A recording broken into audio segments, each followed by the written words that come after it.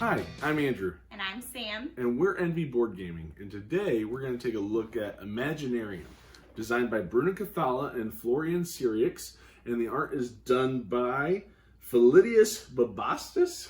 I'm going to go with that. That's what it looks like. And the publisher is Bombix.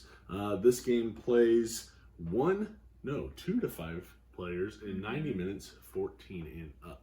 So we're going to take a look at how it's played, and we'll come back and give you our final thoughts. Okay, so in Imaginarium, players are going to be repairing, dismantling, combining, and using machines from the bric-a-brac, which is your board here, in order to earn charcoalium, which is going to be your money, and resources, which you have wood, copper, and crystals. Now, those are going to be used in order to help you to score these projects.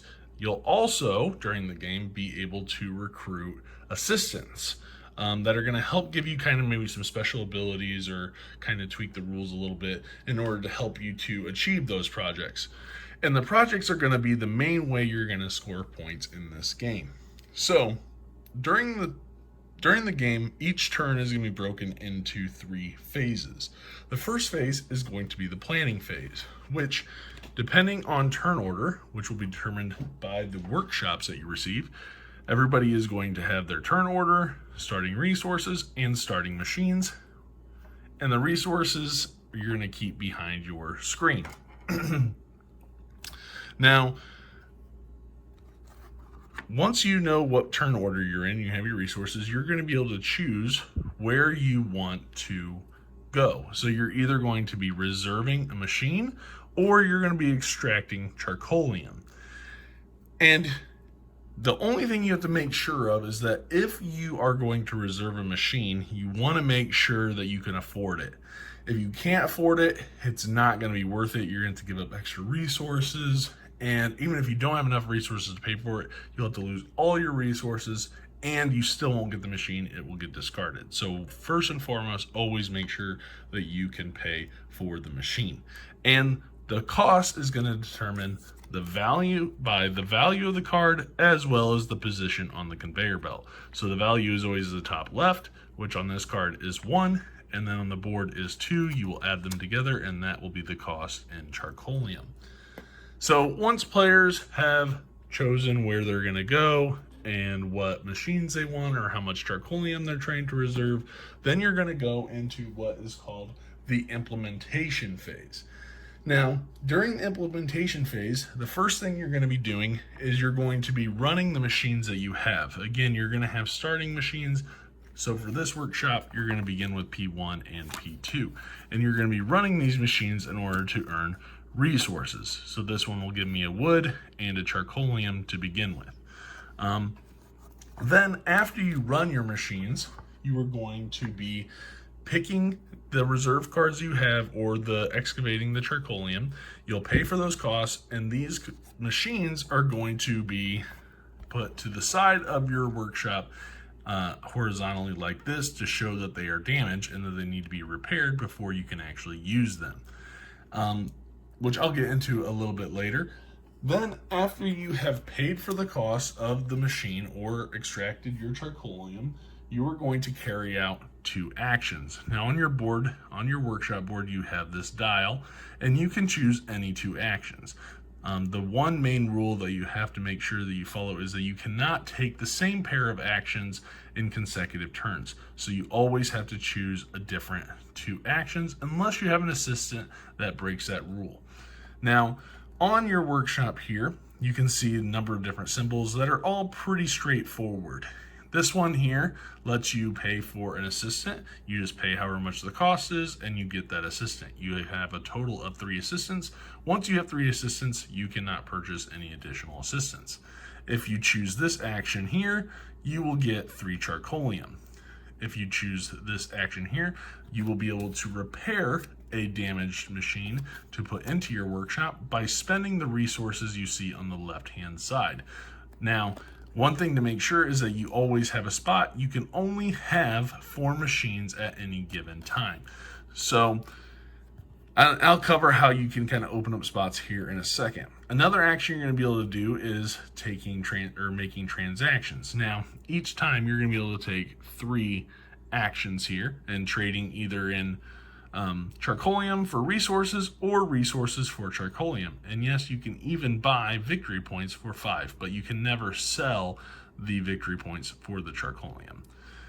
You can dismantle either damaged or repaired machines, or you can organize, which is where you're going to be combining cards. Now, when you're combining cards, you're going to be focused in on the bottom right here. It'll tell you what cards it can be combined with. So if you take a blue card, which is blue, and combine it with one of itself, it will essentially just increase the production of that resource. Whereas if you combine it with a transformation, you might have something like, I don't know if there's one, let's see. Okay, so if we have this one here, and I combine it with a P2, see how it says P2, and then this card is a P2, I can combine them, and essentially what this means is that this wood is going to get transformed into a copper. Or if I transform this, if I combine this with another T2, then I can always turn one resource into 3 copper. Whereas if I just had the 1, it would only be 1 copper. So you're going to be able to combine these machines on your workshop into the same spot to kind of open up those other spaces, as well as to make the machines that you have a little bit stronger and more efficient. So that covers all of these actions on your little wheel there. After you've taken your 2 actions, you are then going to have an opportunity to complete projects. Now, you can see, like, this is easy. So if at the end you have 15 Charcoalium, you can take one of your markers and place it there, and you will get 3 victory points. If there is somebody that has already claimed this project, you can still claim it. However, you will get 1 less victory point for that project. And there'll be a number of ones. Maybe you need a certain number of colored cards. Red are attack cards, by the way. Green will be for defense against those attack cards. And you know, this one, you have to have 3 assistants in order to score those. And so your goal is going to be to try to get to 20 points. Now, if and when, after turns go by, somebody has achieved the 20 points in the game, they will make sure to announce that they have 20 or more victory points. Then the round will end and all players are going to reveal the resources that they will have behind their screen. So you're going to be comparing who has the majority of each resource. So, and whoever has the most, let's say, Charcoalium, will get an additional 2 victory points. Whoever has the most crystal will get an additional 2 victory points, and so on and so forth for each resource. Then, after those additional victory points have been given out, whoever has the most victory points will become what is known as the first handyman, and will enter the order of the great machinists. Okay, if there is a tie, players will add together the levels of each of their repaired machines, and the highest score wins. Again, the value is the top left-hand corner. And that is how you play Imaginarium. All right, so that is how you play Imaginarium. So, I guess we will jump right into it. What did you like? Let's just start with that. What did you like? I really liked, I think, everything about this game. I think the artwork is amazing. I love just the whole idea of it. This is one of my favorite games, probably ever. Really? Okay. Yeah. I don't know, like, it's been a while since we've had it, but I feel like it's still one of my favorites. I love the whole idea of creating, like, having a dream world.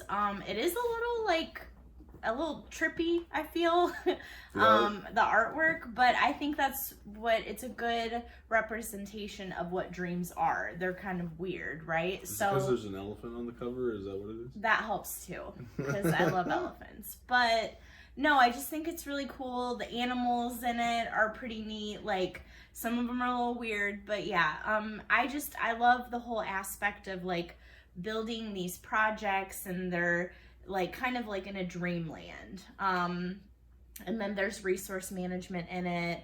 I like that whole aspect. Using the charcoalium to take your actions and different things like that. So I mean, I enjoyed it. I think it's a cool game. I think it plays like pretty well, in my opinion. Yeah, I think it's a pretty good game. I don't think it's any secret that I'm a big fan of Bruno Cathala games. So this is another really decent Bruno Cathala game. It's a different kind of theme. You know, you're in a dream factory repairing these dream machines, I guess, if that's what you want to call them. You know, collecting the different resources. I like, you know, the thinkiness of, you know, you have these two actions you get to take, but you got to always change them, and it's always it's, you know, you might want two different actions, but they're on complete opposite sides of the dial, so you have to, you know, kind of make those hard choices of what actions do I need to take right now. You have to plan it out pretty well. Right. Like, I mean, in your mind, you have to be like, okay, so I need to do this, but I'm gonna have to take them close to each other, like whatever's close. So yeah, I think it's a pretty nice game. I like the part that actually holds all the resources, because there's a lid, and so it's easy to set up. I really do enjoy that. It doesn't take a lot to set up the game. So yeah, it's a Bruno Cathala game that I enjoy. So anything that you didn't like? I think the only thing I didn't like is kind of the dial part of it, is like you're kind of stuck with where you're at on the dial for action. So unless it's not you get that like assistant that lets you take whatever you want. Yeah, so I did like that's something else I wanted to add, was the assistants. I feel like are very helpful. Yeah, I feel like you have to get those. But obviously it's mostly like a race to those projects. You want to be the first to complete those projects. Yeah. I like that there's different projects, so there is some good replayability to it as well. I will say for me, like, although I like the theme because it's different, it's not a theme that I'm super like excited to play all the time. So I can't really say this is something I didn't like, but I'm not drawn to the game all the time. The art is unique, but it doesn't pull me in to want to play it, you know. I play it and I'm like, okay, it's a good game. It's one that I would play. It's just, and I mean, the sculpts look amazing. Like, production is really well done. It's just not one that I keep wanting to come back to all the time. It's one we'll pull off the shelf every once in a while and play.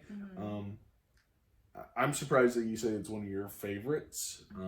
I'll be interested to see, you know, whenever we do our rankings of like our top 100 games again, and seeing where this one falls. So yeah, I think that's the only thing, and I think that's the theme that keeps it from becoming more popular, or that's the issue with it, is just the art might not be for everybody.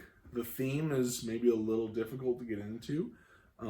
I think they're unique, and I think that makes it quirky and kind of drew me in a little bit, but it doesn't draw me in enough to make me want to stay and keep playing over and over again.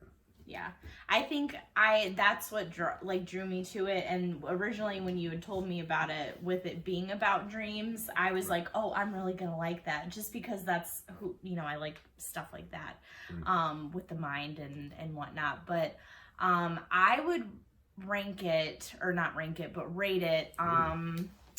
Scores. I want to say 1 through 10, right? Yeah. Probably I'd give it like a 9. Really? Okay. All Yeah. right. I don't like it that much.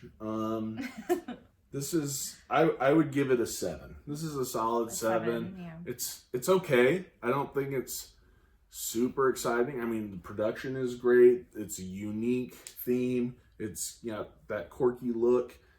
It's a decent game, but it's not one that keeps me wanting to come back to it. We haven't played with an expansion. We don't have the expansion.